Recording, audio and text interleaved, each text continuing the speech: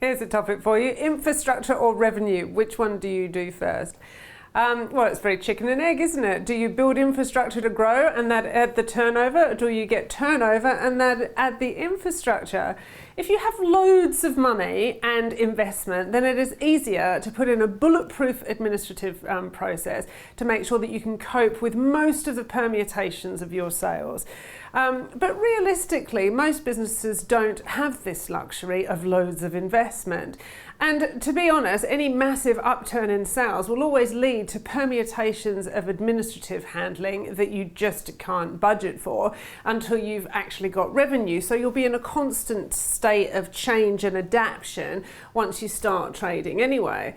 The other end of the scale, of course, or spectrum as it were, is not having adequate administration or operational resources, and then it's all going to go tits up and you're really annoying your core clients with the sloppy administration.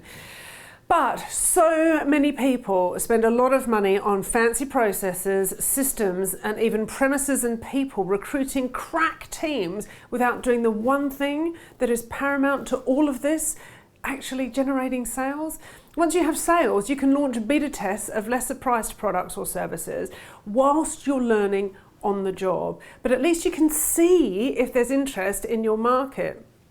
This is really key because there's many a salutary tale of great companies out there with perfect back offices and no revenue. Look at the UK Sperm Donor Bank as a great example of this, if not a slightly random one. Just today in the news, it said that it had been open for a whole year and it has 9, yes, you heard that right, 9 donors. Now, no donors equals no business, right? Surely a better way would have been to open a donor registration without all the admin and systems and backup first to test the water, because if sperm donation was to be the business you wanted to be in, you'd want to make sure half your clientele, i.e. the donors, are going to want to contribute first before all that massive investment in infrastructure. Obviously, if you're talking about developing a drug or launching a nursery school, then you need to make sure you have properly tested and compliant, legal and not dangerous products.